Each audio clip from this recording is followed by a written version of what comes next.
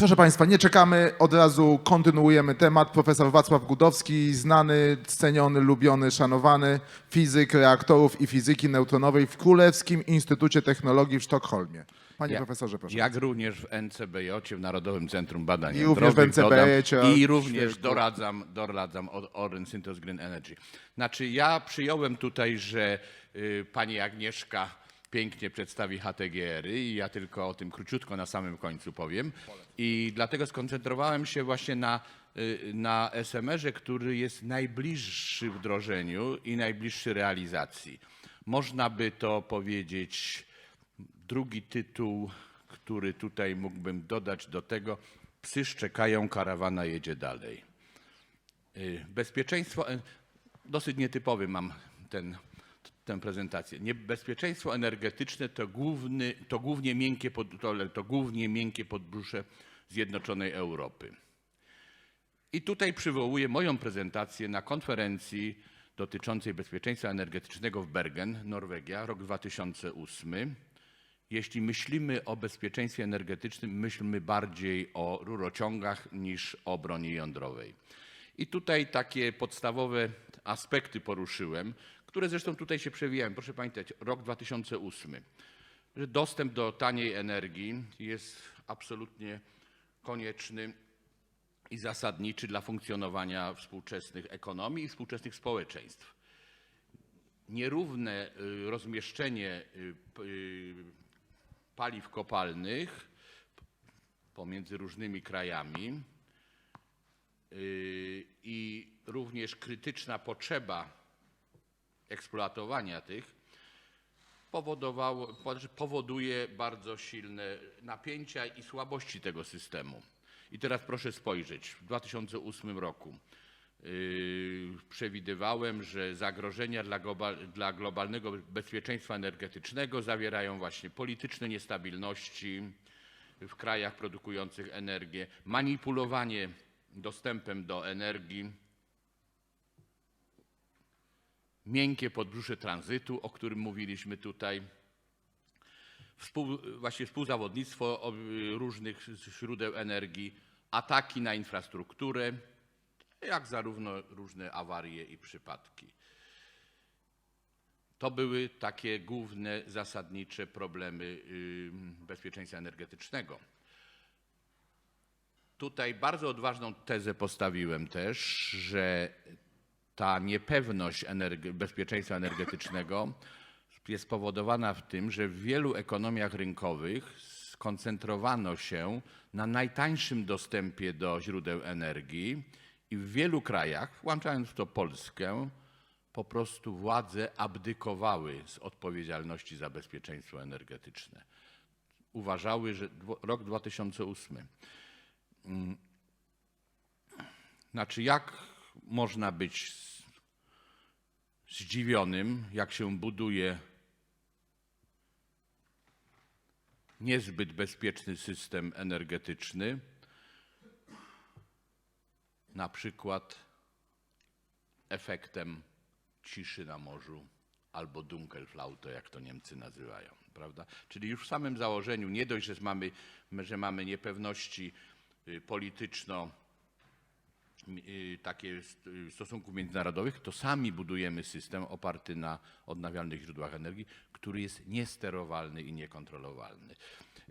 Namawiałem w tym 2008 roku, nie podpisujcie, jak powiedziałem, myślmy o rurociągach, nie o broni jądrowej, nie podpisujcie porozumienia o Nord Stream 2. We wrześniu tegoż roku we Władywostoku umowę podpisano. Także nie tylko w Polsce ignoruje się ekspertów. Konferencja Nuclear Poland, rok 2010. Strategia dla Polski. Energetyka jądrowa, czyli energia jądrowa może stać się jednym z podstawowych filarów narodowego bezpieczeństwa energetycznego. Ale wchodząc w energetykę jądrową jako kraj nowy i jako zamierzenie i projekt właściwie na setki lat, polityczne decyzje wejścia w energetykę jądrową powinny być bardzo dobrze popierane ponad podziałami politycznymi. Rok 2010. Polska jako właśnie nowo kraj, który po raz pierwszy wdraża, musi polegać na dobrze sprawdzonych technologiach, czyli te pierwsze muszą być lekkowodne, jeżeli chcemy je prędko rozłożyć. Poza tym należy podejmować decyzje od samego początku dotyczące całego cyklu paliwowego, czyli krótko mówiąc, nie odkładać dyskusji na temat użytego paliwa i odpadów na później, bo to kiedyś nie będzie potrzebne. Trzeba przedstawić społeczeństwu cały pakiet rozwiązań i na czerwono też informacja ma być zawsze zrównoważona i wiarygodna. Jak raz się poślizgniemy, to stracimy swoją wiarygodność. I tutaj przewidywałem w 2010 roku, że te zaawansowane lekkowodne reaktory duże będą na wybrzeżu Bałtyku ze względu na chłodzenie. I też nawoływałem tutaj nie marnować tego, co nazywamy tym ciepłem odpadowym, czyli ciepłownictwo komunalne i na przykład ciepło dla paliw, dla biopaliw i dla innych tych powinno być od razu wkomponowane w projekt energetyki jądrowej. SMR-y, wtedy one znaczyły nie small modular, ale small and medium. Tak naprawdę to w roku 2015 od tego small and medium przeszło small modular. Ale początkowo SMR-y były używane jako małe i średnie reaktory i HTGR-y w przemysłowej części Śląska, głównie dla wysokotemperaturowego ciepła. Mógłby to być, proszę pamiętać, rok 2010, decydujący krok wejścia w systemy wodorowe. No i później to już może jest mniej aktualne, bo jednak stwierdzamy, że chcemy odejść od węgla kompletnie, ale chciałem powiedzieć, że produkcja, na przykład zgazowanie węgla i upłynnianie węgla efektywizuje użycie, zmniejsza o 30% emisję energetycznie. I z pewną przyjemnością i dumą mogę powiedzieć, że moja praca nad HTGR-em w tej chwili w NCBJ jest zamknięciem pewnego nawiasu. W roku 1975 rozpocząłem projekt w ramach Fundacji Marii Curie-Skłodowskiej, wtedy to były amerykańskie pieniądze, reaktory wysokotemperaturowe dla gazyfikacji i upłynniania węgla. To był mój pierwszy projekt po... Ojejku, coś mi się tutaj... Pierwszy mój projekt po pracy magisterskiej w Akademii Górniczo-Hutniczej.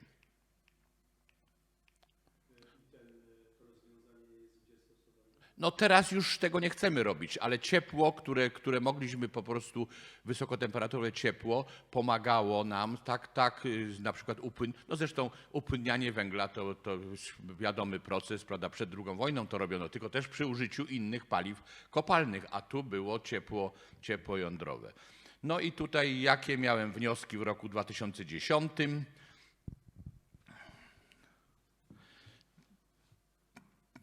Niezbyt odmienne od tego, co powiedziałem w czasie debaty, że rolą państwa jest eliminowanie politycznych niepewności. Energia jądrowa jest filarem, to już się zgadzamy dzisiaj wszyscy, bezpieczeństwa energetycznego. Regulacje i polityczne ramy muszą być racjonalne i niezmienne od wyborów do wyborów mniej więcej. No i tutaj praktyczne rzeczy też, które oczywiście mamy zwracać uwagę na ryzyko rozprzestrzeniania, mamy się mądrze zająć odpadami radioaktywnymi i znowuż nawołuję trzymanie społeczeństwa dobrze i klarownie poinformowanego i nie ukrywać żadnych faktów. Konferencja w Świerku 2012. Energetyka jądrowa, jak się do tego zabrać? Pierwsza lekcja, która była oparta na doświadczeniach szwedzkich, no to tak jak już powiedziałem, podejmować decyzje i utrzymać konsensus w sprawach jądrowych ponad wszelakimi politycznymi podziałami i trzymać stałe warunki gry. Ustalić po prostu raz na zawsze warunki gry, jeżeli nie ma jakichś radykalnych zmian. Poza tym bardzo ważne, i to dotyczy teraz, tej chwili również, Każda technologia i właściwie każde państwo i polityka ma swoje okno możliwości. Jak się przegapi to potem bardzo trudno do tego wrócić albo bardzo trudno to zrealizować, jak się przegapi. Tak na przykład mamy moment w Polsce, kiedy jest ogromne poparcie dla energetyki jądrowej. Czy mamy konsensus polityczny? Formalnie mamy konsensus, że potrzebujemy, tylko nie bardzo wiemy, jak ten konsensus uczynić. Nigdy nie używać polityki do rozwiązywania technicznych problemów. Czyli to nie jest rolą polityka wybierać technologię. Zróbmy tak jak teraz w Szwecji. Rząd podjął decyzję, mamy mieć 10 gigawatów nowej energetyki jądrowej do roku 2042. Proszę bardzo, niech Vattenfall i inni, którzy dokonają właściwego wyboru. A nie jest to rolą państwa, ani żadnej agent państwowych wybieranie technologii. Co to jest za instytucja w Szwecji, która się tym zajmuje? Vattenfall, czyli taki PGE. Trzecia lekcja z historii. No to właściwie już wspomniałem w czasie debaty właściwie, żeby nie odkładać żadnych pytań na później, odpowiadać na wszystkie pytania i adresować wszystkie techniczne wyzwania. I na przykład wystarczy spojrzeć, jak Amerykanie sknocili system, znaczy cały problem zarządzania właśnie użytym paliwem. W gruncie rzeczy użyte paliwo, mimo wydanych miliardów na przechowalnik w Nevadzie, w Yucca Mountain, wciąż użyte paliwo leży w basenach przy reaktorach. Dlatego, że została kompletnie zaniedbana, właściwie zaniedbany problem dialogu ze społeczeństwem. I najgłupiej, co można zrobić, mianowicie postanowiono, że w Yucca Mountain będzie to składowisko paliwa jądrowego w stanie, w którym nie ma ani jednego reaktora. Czyli jak chce się rozwiązywać problemy, to się bierze tam, gdzie społeczeństwo jest i lokalne społeczeństwo dobrze obeznane z tym. No to tu, jak powiedziałem, trzymamy społeczeństwo dobrze poinformowane i musimy być wiarygodni. Jak się straci raz, to ten. I tu jest bardzo ważna lekcja, jak się odwołujemy do mediów. Bądźmy uważni z mediami, ponieważ zwariowani dziennikarze i zwariowane reportaże są bardziej wybuchowe niż trotyl. To jest oparte na historii szwedzkiej. Zaprosiliśmy w 1996 roku grupę amerykańskich dziennikarzy. Pokazaliśmy im dawno zamknięty reaktor na ciężkiej wodzie, który zresztą służył do ogrzewania komunalnego jednej dzielnicy Sztokholmu, w Ogesta. Reaktor był zamrożony, ale wszystko było rozmontowane. Dziennikarze weszli, popatrzyli, usłyszeli, że to ciężka woda. Wiadomo, przy pomocy ciężkiej wody można produkować pluton. Po przyjeździe następnego tygodnia na pierwszej stronie Washington Post Szwecja trzyma opcję broni jądrowej zamrożoną. 96 rok. Słuchajcie, tak jak telefon mi się rozgrzał wtedy od wszelakich minister, co my mamy tym Amerykanom powiedzieć? Washington Post to jest gazeta, którą pierwszą czyta prezydent na biurku. No i znowu strategię dla Polski, wybieramy technologię, która jest w miarę no i znowu mamy tutaj ten sam, że na Bałtyku proponuje SMR-y, HTGR-y na Śląsku, ale jak również, proszę patrzeć czerwonym tekstem, mamy rozwijać bardzo aktywnie badania i wykształcenie w zaawansowanej technologii jądrowej, czyli reaktory czwartej generacji i więcej.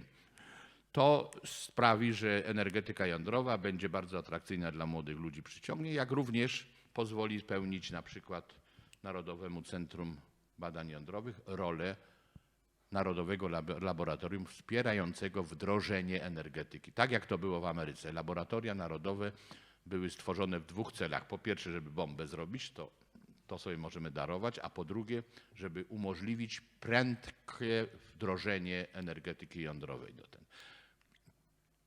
No, powtarzam to, co w ostatnim zdaniu było, że mamy rozwijać bardzo aktywnie badania i wykształcenie w tej zaawansowanej jądrowej technologii, czyli czwarta generacja i więcej.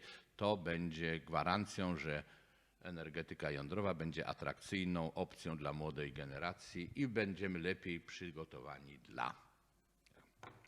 Było powiedziane, tu nasz wykres, który został w tej chwili w gruncie rzeczy nawet zmodyfikowany przez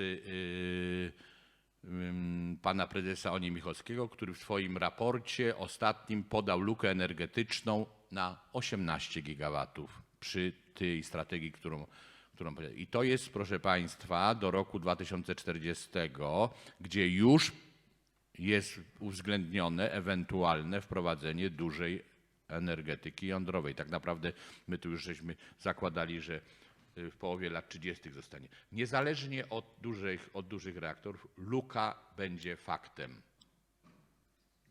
Kilkunastu gigawatowa.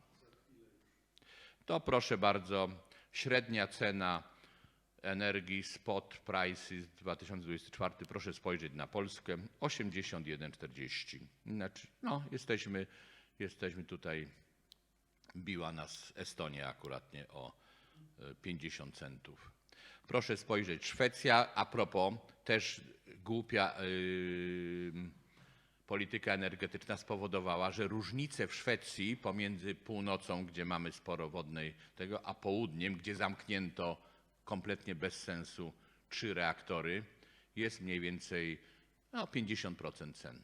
Budzi to bardzo duże napięcia w Szwecji i ten. Wszyscy się przeprowadzają na północ, tak? No, nie sądzę. Klimat i ciepło wciąż. Kilka słów o Orlen Synthos Green Energy. Jestem od początku w gruncie rzeczy i w pewnym sensie wspomagałem zbudowanie tej strategii. Na końcu się dowiemy jeszcze dodatkowego, nietechnicznego powodu. 2,5 roku temu było nas 20 osób. 3 lata były nas 4 osoby.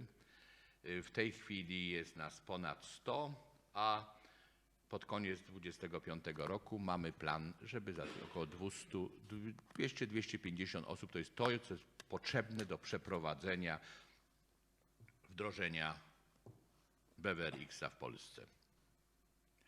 Wielu ludzi, których, to jest bardzo sprytna polityka, bo jesteśmy, że tak powiem, tak to rozeznanie ekspertów, jesteśmy pierwsi, którzy, że tak powiem, oferują interesujące projekty, gdzie dynamika jest ogromna. Owszem, bardzo mi miło, że wielu moich byłych studentów nawet decyduje się wrócić z zagranicy po to, żeby pracować w tym. Aczkolwiek sprawa nie jest łatwa. Technologia BWRX-a, no nie będę tutaj powtarzał, bo myśmy już na poprzednim mówili. Proszę tylko pamiętać, GE Hitachi, firma, która samo GE ma ponad 130 lat historii. Proszę pamiętać, Westinghouse został założony przez Westinghouse'a dla produkcji energii elektrycznej na prądzie zmiennym. GE zostało utworzone przez Edisona dla produkcji energii opartej na prądzie stałym. Westinghouse wybrał reaktor PWR, GE wybrał reaktor BWR, czyli wrzący. Z Hitachi połączono się chyba w 2008 roku, jeżeli dobrze pamiętam. W każdym razie amerykańska firma, GE ma... Proszę? Oj. GE ma doświadczenia, pierwsza komórka energetyki jądrowej w General Electric powstała w roku 1939, 3 miesiące po odkryciu rozszczepienia przez Lise Meitner, Otto Hahna i Strassmana, co nastąpiło 12 grudnia 1938 roku w Berlinie. Przypomnę, że Lise Meitner była osobą, która wymyśliła określenie rozszczepienie i pierwsza zauważyła energetyczny potencjał w tym. Hahn i Strassman byli chemikami, byli tylko świetnymi chemikami i wiedzieli, że po napromieniowaniu uranu nagle tam jest bar, którego nigdzie nie można było. Nieważne. Od 1939 roku pracują w energetyce jądrowej. BWRX 300, proszę spojrzeć, to jest zbiornik reaktora BWRX-a i poszczególne elementy tego reaktora, które były już zastosowane w istniejących reaktorach. Także jak ktoś mówi, że to jest technologia niesprawdzona, każdy komponent tu jest sprawdzony. Te podstawowe, paliwo, GNF2, wyprodukowano chyba 20 000 kaset paliwowych, pracuje w tym, zlicencjonowano. Proszę pamiętać, że nowe paliwo, jeżeli ktoś nowe paliwo zaprojektuje, to proces licencjonowania, no to co najmniej 5-6 lat, bo trzeba wsadzić, napromieniować, popatrzeć, czy koszulki wytrzymują, czy nie. Jak ma się już paliwo zlicencjonowane, 5 lat do przodu. To, co jest ważne tutaj, no nie będę na tym, ta środkowa część to jest ta komora unoszenia. Dlaczego ten reaktor jest taki sprytny w swoim rozwiązaniu? Bo on w gruncie rzeczy eliminuje pracę pomp, czyli eliminuje wymagania na zasilanie elektryczne, w przypadku awarii to prawda ważna rzecz, poprzez wykorzystanie tego, że samo wrzenie jest już, że tak powiem, siłą napędową. Nie? No przecież to po co dmuchać, jak to się samo dmucha, że tak powiem, po co pompować. W każdym razie proszę spojrzeć, to jest sprawdzona technologia, wszystkie komponenty zostały przetestowane. To jest złożone takie Lego, tylko na mniejszej mocy. Proszę pamiętać również, tu mamy właśnie paliwo GNF2. Ono zostało zlicencjonowane w 2010 roku. Jak powiedziałem, wyprodukowano ich chyba 20 tysięcy kaset.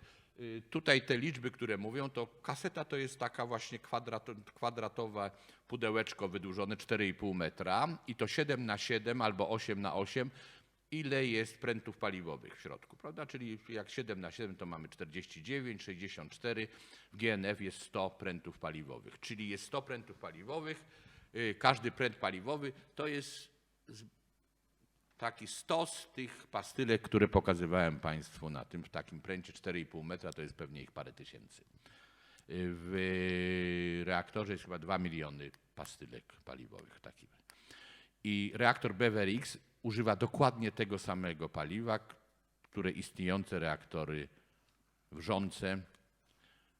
Szwecja jest jest krajem bardzo reaktorów wrzących. Na 12 reaktorów, które wybudowano własnymi siłami, 9 było. To, co jest jeszcze bardzo istotne, uwaga, reaktor wrzący jest tańszy od reaktora PWR. Dlaczego? Bo ma tylko jeden obieg termiczny, para jest od razu wyrzucona na turbinę, czyli nie potrzeba drugiego obiegu i nie ma stabilizatora ciśnienia, takiego ogromnego zbiornika u góry. I mało tego, wymiennik ciepła, który jest tutaj na górze tego, jest rozmontowywalny i co roku albo co 2 lata można go przejrzeć. Wymiennik ciepła w drugim obiegu PWR jest praktycznie niereparowalny. Jak coś idzie nie tak, to się wymienia cały wymiennik ciepła. Także reaktor BWR jest. Dlaczego reaktorów BWR? Na świecie zbudowano 350 reaktorów PWR i 90 chyba 5 reaktorów BWR. Dlaczego tak mało BWR-ów, a dlaczego? Ponieważ BWR się nie nadaje na łódkę podwodną i nie było zainteresowania, że tak powiem, wojskowego BWR-ami. Dlatego właściwie to jest jedyny reaktor, który się używa tylko i wyłącznie do celów cywilnych. Dlaczego? Dlatego, że w czasie przebiegu pary przez reaktor tam się generuje bardzo silnie radioaktywny, ale bardzo krótkożyciowy azot 16. Także w trakcie funkcjonowania reaktora na turbinie dość sporo świeci, ale jak się wyłączy reaktor, po 7 sekundach, o połowę, po paru minutach tego wszystkiego nie ma. I ten azot wraca później do tego, co było na początku, czyli do tlenu 16. Ale dlatego tego nie można było zastosować na łodziach podwodnych, ponieważ ten reaktor też nie jest taki kompaktowy. Tak to wygląda mniej więcej na planie już terenu. Proszę spojrzeć, obszar chroniony 2,7 hektara. 2,7 hektara. Pan profesor pokazywał tutaj te wymagania obszarowe, więc to jest wiele, wiele mniej nawet na megawat niż reaktor. To, co ważne również, tutaj na jednym z ostatnich, bo tu w ogóle widzimy troszkę mniej. Reaktor może zmieniać swoją moc dwukrotnie w ciągu dnia, w ciągu 2 godzin od 100% do 50%. To jest obcięte troszkę na dole. Nie, jest. Mamy optymalny do współpracy z OZE. Dopuszcza zmianę mocy.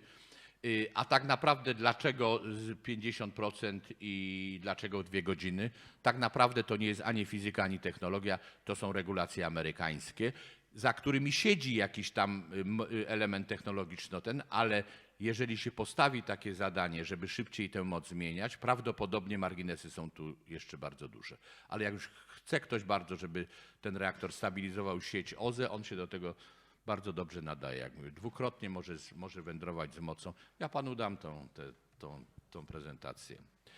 Bariery ochronne reaktora BWRX-a, no to oczywiście, jak to się nazywa, bezpieczeństwo w głąb, od pastylki paliwowej, która jest tlenkiem, ceramicznym materiałem, później mamy koszulkę paliwową. To jest klasyka, tak jak i w dużych reaktorach, zbiornik reaktora, jest obudowa bezpieczeństwa i piątą barierą jest po to, żeby się promieniowanie wydostało poza, wszystkie 5 barier musi, że tak powiem, ulec zagrożeniu. To, co jest bardzo unikalne w reaktorze BWRX, to też już pokazywałem raz, mianowicie w przypadku awaryjnym, kiedy wzrośnie temperatura w niekontrolowany sposób z różnych powodów, o których nie wiemy i nie możemy, reaktor, wykorzystując właśnie wrzenie, może być chłodzony z basenów, które są napełnione wodą i są cały czas nad reaktorem przez 7 dni bez żadnej interwencji operatora. Te baseny, one, już to wspomnę tutaj, one są, o tutaj widać, widzicie Państwo, na tym, poziom gleby to jest mniej więcej ten tutaj, gdzie zielona strzałka pokazuje kopułę reaktora, a nad tym są baseny, które są cały czas zapełnione wodą. W przypadku awaryjnym, mówię, naturalna wymiana i wypychanie wody poprzez wrzenie, nie potrzeba zasilania elektrycznego, nie potrzeba żadnej interwencji. W dużym reaktorze mniej więcej ten tak zwany czas swobodny dla operatora w obecnych czasach to jest około pół godziny. Tutaj jest 7 dni. Nie potrzeba zasilania, nie potrzeba diesli, niczego nie potrzeba, wszystko się ten. Potencjalne źródło dostaw komponentów, czyli local content. My to tak naprawdę nazywamy, że tak, reaktor sam to jest amerykańsko-europejska technologia. Dlaczego europejska? Bo paliwo pochodzi z Hiszpanii albo z Westeros w Szwecji. Sam reaktor jest konstrukcji GE Hitachi. Natomiast wyspa konwencjonalna może być wykonana całości w Polsce, ponieważ turbiny dostępne są od 5 dostawców. Polska jest w jednym. Agregaty sterujące, no tu mamy dyskusję z wieloma wykonawcami. Potrzebna jest certyfikacja, także jeżeli państwo byłoby chciało pomóc też bardzo, to by wspomogło certyfikację firm. Certyfikacja to jest gwarancja tego, że firma będzie produkowała takie elementy, którego wymaga bezpieczeństwo reaktora. Także mamy doskonale w gruncie rzeczy zmapowany ten pierwszy oczywiście reaktor, trudno obiecać, że będzie 50%, ale kolejny, sama ekonomia wymusi to, że to będzie produkowane w Polsce. A mówię, nasze turbiny to już w Kanadzie pracują a propos. Generatory też jesteśmy dobrzy w tym. GE zatrudnia chyba 6 000 ludzi w Polsce, Hitachi chyba 10, jeżeli dobrze pamiętam. Także potencjał tutaj jest ogromny. Żadna inna firma nie ma takiego potencjału również wykonawczego w Polsce. Oczywiście ekonomia ma sens wtedy, kiedy mówimy o flocie, a nie o jednym reaktorze. Krzywa uczenia gwarantuje, że przy powiedzmy n-tym, to można wspierać, czy n-ty to jest 3. czy 5., ale krzywa uczenia gwarantuje, że spadek ceny będzie o 40% przy n-tym. W przypadku dużego reaktora to każdy reaktor jest oddzielnym projektem. Poza tym proszę pamiętać, jak się flotę taką planuje, to w gruncie rzeczy jest to system przemysłowy na 20 kilka lat. Nie to, że to jednorazowe się robi, tylko ta sama ekipa później przechodzi z jednej lokalizacji na drugą, na trzecią, tak jak Szwecja budowała w gruncie rzeczy. Co roku jeden reaktor został oddawany przez grupę wykwalifikowanych ludzi, którzy przechodzili z jednej budowy na drugą, z jednej na trzecią. Mamy 6 decyzji zasadniczych, wzbudzało bardzo dużo politycznych, że tak powiem, zamętów te decyzje. Jak się okazuje, nic tam w nich złego nie ma i jak się przyjrzeć wszystkim tajnym zastrzeżeniom, to się okazuje, że to są raczej walki frakcyjne, a nie zastrzeżenia bezpieczeństwa. Ostrołęka, Włocławek, Warszawa, Dąbrowa Górnicza, Stany Monowskie, Kraków, Nowa Huta, Tarnobrzeg, Stalowa Wola. Kolory oznaczają zielony tylko i wyłącznie prąd, Ten szary to są przemysłowe zastosowania, gdzie i ciepło, natomiast ciepłownictwo, znaczy marzymy w gruncie rzeczy o tym, o czym marzy wielu energetyków starej daty, żeby Warszawa była ocieplana bezemisyjnie ciepłem jądrowym. Nie musi stać ten nie musi reaktor stać w środku Warszawy, a propos, żeby to było. Stawy monowskie są najbardziej zaawansowane. No wiadomo dlaczego. Stawy monowskie, Syntos. Znaczy Michał Sołowow już w latach 2018-2019 zrozumiał, że nie ma szans na konkurencję w swoich produktach chemicznych. Proszę pamiętać, że jedna opona w każdym samochodzie w Europie to jest kauczuk wyprodukowany w Oświęcimiu. Sobie policzyć ilość samochodów. Jedna opona, czyli 25% rynku oponowego, to jest kauczuk pochodzenia oświęcimskiego. I ja tak właśnie żartuję, że klienci w Europie będą nie tylko chcieli jeździć na bezemisyjnym prądzie, ale również na zielonych oponach i mieć jeszcze zielone wyposażenie. Ale generalnie rzecz biorąc tą taką siłą napędową jest to, że Syntos zdaje sobie sprawę, że w ciągu kilku lat nie będzie mógł konkurować z produktami o niskim śladzie węglowym. Nawet konsumenci będą gotowi zapłacić więcej pod warunkiem, że będzie mniejszy ślad. No to tutaj mamy plany zagospodarowania, to wszystko zostało złożone do GDOŚ-a, podanie i wszystko jest. We Włocławku tak samo mamy Anwil. Prezes Orlenu wspomniał o tym w swojej strategii, że widzą ten reaktor. Przeprowadziliśmy pierwsze transgraniczne oceny. Ilekroć rozmawiałem z profesorem Strubczewskim, to nas zawsze, że tak powiem, łapał się za głowę. No ci zieloni Niemcy i transgraniczne nas zabiją. 20 000 listów będziemy musieli odpowiadać. Proszę Państwa, stawy monowskie przeszły w ciągu kilku tygodni. W gruncie rzeczy nikt nie miał wielkich zastrzeżeń. Zadano kilka pytań, odpowiedziano, sami byliśmy zdziwieni. Także ludzie już dojrzewają. Oczywiście mała energetyka ma mniejszy zasięg, więc również jest mniejszy Natomiast myśmy przeprowadzili te transgraniczne i z Czechami, ze Słowacją, z Austrią również i jakoś tam się nikt z tym specjalnie nie podniecał. Mamy pracę nad wstępnym raportem bezpieczeństwa. To jest najważniejsza rzecz. Wstępny raport bezpieczeństwa to jest w gruncie rzeczy zatwierdzenie tego, to jest pozwolenie na wbicie pierwszej łopaty i wylewanie, tak w cudzysłowie, albo składanie pierwszych modułów. My idziemy bardzo śladami Ontario Power Generation, OPG, dawniej Ontario Hydro się nazywało, a propos, tak samo jak Vattenfall w Szwecji.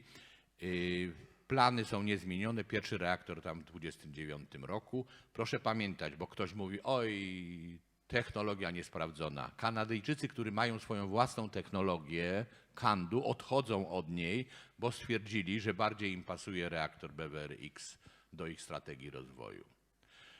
A celem jest, żeby Państwo wiedzieli, rozwój energetyki, przynajmniej w prowincji Ontario, był spowodowany tym, że pod koniec lat 80., 90. w Toronto się nie dało oddychać. Tak jak niekiedy w Krakowie się nie da oddychać. Więc wyłączono wszystkie okalające węglowe elektrociepłownie, zbudowano Darlington, kilkadziesiąt kilometrów od Toronto, Pickerton, pozamykano wszystkie elektrownie, ale teraz strategia jest, żeby w tych miejscach, gdzie kiedyś było, właśnie wybudować BWRX-y, bo CANDU trzeba będzie wyłączać. Ale ja uważam, że słusznie, bo CANDU to jest najbardziej skomplikowany reaktor, jak sobie można wyobrazić. Jedyne, co jest dobre, nie trzeba wzbogacać uranu. To, co najważniejsze jest i to, co w gruncie rzeczy jest głównym motorem, to jest to, co nazywamy Technology Collaboration Agreement. Produktem tego jest standard design. Czyli będziemy mieli projekt reaktora, który będzie bardzo łatwy do zaadaptowania i zlicencjonowania w poszczególnych krajach europejskich. W przypadku Ameryki, Kanady to są sprawy częstotliwości, na przykład 60 Hz, 50 Hz, a w przypadku Europy to jest raczej popatrzenie, jakie są ogólne wymagania licencyjne, dostosować się do nich, a tam, gdzie są jakieś szczególnie inne, no to będą w tych detalach. Natomiast 90% licencyjnych problemów będzie rozwiązanych w standard design. Pozostanie 10%. To będzie ten sam design. Projekt Phoenix, tak naprawdę Call to Nuclear, jak się przyjrzeć temu, to myśmy byli wcześniej przed Amerykanami. Mamy program Desire, który prowadzony przez Politechnikę Śląską, Gospostratek, który tak naprawdę opracował to, co teraz Amerykanie robią dla swoich tych, zastąpienie jednostek węglowych jednostkami jądrowymi. Amerykanie w ramach projektu Phoenix oferują swoje usługi po prostu, szczególnie dla takich większych aglomeracji jak Polska, jak rozwiązać na przykład właśnie ogrzewanie większego miasta. 2 europejskie kraje są w tej chwili, dostały się do tego projektu Phoenix, Słowacja i projekt BWRX-a. W zeszłym roku Komisja Europejska stworzyła Europejski Industrial Alliance on SMR, doczyniając tego i to, co nie będę się na tym, w tych dniach są akurat spotkania, wybrano 9 różnych typów reaktora, niektóre bliskie wdrożenia, niektóre bardzo dalekie, ale łączą wysiłki, żeby wspólnie opracować jakieś takie linie rozwoju. To, co najważniejsze, że efektem tego będzie teraz jądrowy IPCEI. Pamiętacie Państwo, co to jest IPCEI? To jest jak obchodzić ograniczenia Unii, czyli kierować środki publiczne tam, gdzie to jest bardzo zabronione. Czyli znajdowanie rozsądku pomiędzy wolnym rynkiem a odpowiedzialnością państwa i takiej wspólnoty jak tego. Jesteśmy bardzo aktywnym członkiem tego. Wprowadziliśmy BWRX-a jako jeden z tych 9. Kraje, które są bardzo zainteresowane BWRX-em, przedwczoraj Estonia oświadczyła, że będzie budowała 2 reaktory. Czechy wahają się między Rolls-Royce'em i BWRX-em. Szwecja zaprasza do współpracy nad wdrożeniem BWRX-a w Szwecji. To z takich bardziej oficjalnych informacji. Korzyści z budowy, ja to wspomniałem na poprzednim, tu pamiętacie Państwo, tutaj te 390 ton na gigawattogodzinę albo 350 kg na megawattogodzinę pod warunkiem, że się nie liczy wycieków od źródła do konsumenta albo przy eksploatacji gazu łupkowego. To jest ogromna, ten wykres jest ogromną hipokryzją w przypadku tego, bo to się liczy tylko tutaj emisje na wyjściu z komina, natomiast nie liczy się efekty metanu, który się uwalnia w czasie transportu albo od eksploatacji gazu łupkowego. Ile kosztuje BWRX, mogę Państwu powiedzieć. I to, co leży w linii ten. Mniej niż opłaty emisyjne za 25 lat eksploatacji CGT. Dokładnie. Mniej niż opłaty, czyli można wybudować taki, i proszę pamiętać, 25 lat, a reaktor będzie funkcjonował 80. Polacy popierają mały atom. Badanie IBRIS w 2023 roku. Proszę spojrzeć, jak poparcie ponad 60%, to znaczy, że wszyscy, bo nawet jakby w środku nocy pytali, czy to jest noc, to 30% powie, że nie bardzo. Także 70% to jest poparcie, uważałbym, absolutne. No i świetne. A co po kroku pod tytułem reaktory lekkowodne? No to powtarzam to, co było powiedziane. Jesteśmy liderami, interesariuszami europejskimi w rozwoju reaktorów wysokotemperaturowych. I znowuż, jak się do tego porządnie nie przymierzymy, tutaj pokazywaliśmy już to, prawda, HTGR-y są w tej górnej części, mogą dostarczać ciepło przemysłowe. Proszę Państwa, nie ma dekarbonizacji przemysłu bez dekarbonizacji ciepła. Prąd to jest 40% problemu. 50-55% to jest ciepło. Także możemy sobie gadać tutaj o dekarbonizacji. Jak nie mamy zdekarbonizowanego ciepła, to znaczy, że mamy system wciąż obciążony dużym śladem węglowym. No więc perspektywy rozwoju, proszę spojrzeć, właśnie tu najważniejsze, proszę. Tutaj, jak widzimy, reaktor Pola mniej więcej, w takim, on się składa z tych cząsteczek TRISO, ale chciałem Państwu zwrócić uwagę, że podstawą konceptu reaktora wysokotemperaturowego jest cząsteczka TRISO. Jest to cząsteczka wielkości ziarenka maku. Połowę tej objętości wypełnia albo dwutlenek uranu, albo węglik uranu, bo to w zależności od wyboru. Później on jest otoczony warstwą grafitową różnej gęstości, a później jest warstwą węglika krzemu, karborundu, jeden z najtrwalszych materiałów na Ziemi, a później jeszcze dodatkowym grafitem.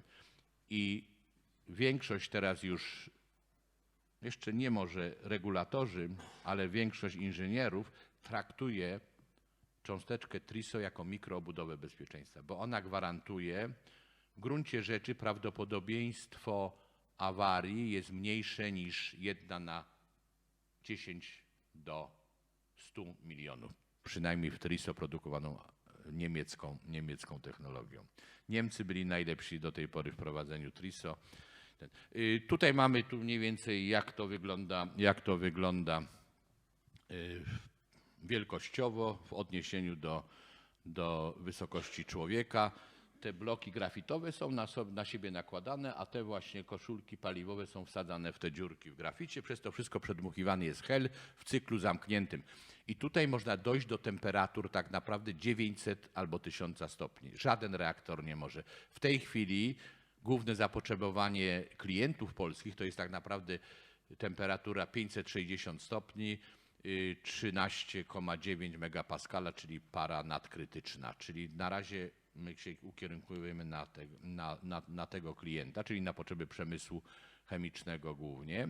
Natomiast dalszy krok rozwoju to jest podejście do temperatur wyższych i wtedy możemy na przykład produkować wodór bez prądu elektrycznego. Jest tak zwany system jodowo-siarkowy. Kwas siarkowy sobie cyrkuluje i przenosi i odbiera i uwalnia wodór później bez elektrolizy. Czyli to jest, nazywam to termicznym rozbiciem wody i wtedy nie potrzebujemy żadnej, jest to najbardziej efektywne. Praktycznie można dostać 100% zawartości energii w wodorze w stosunku do tego, ile się energii w to wsadzi. No to kończymy. Powtarzam strategię dla Polski, którą pokazywałem wcześniej.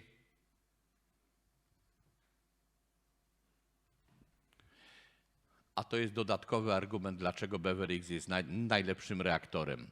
Ten pan po prawej stronie to jest mój były student, Christer Dahlgren, który jest głównym konstruktorem reaktora BWRX-a. W roku 1993 zdawał u mnie egzamin i robił pracę magisterską później. Ze względu na RODO nie podam oceny. Wysłałem go na studia doktoranckie do Stanów i tak już zostało. I został tam głównym konstruktorem. Jestem bardzo dumny, bo kładłem mu w głowę to, co mówiłem w czasie debaty. Nie pozwalaj księgowym decydować o konstrukcji reaktora. Niekoniecznie duże jest najlepsze. Ekonomia wcale nie leży w ekonomii skali, ale ekonomia leży w potrzebach klienta i później w ekonomii serii.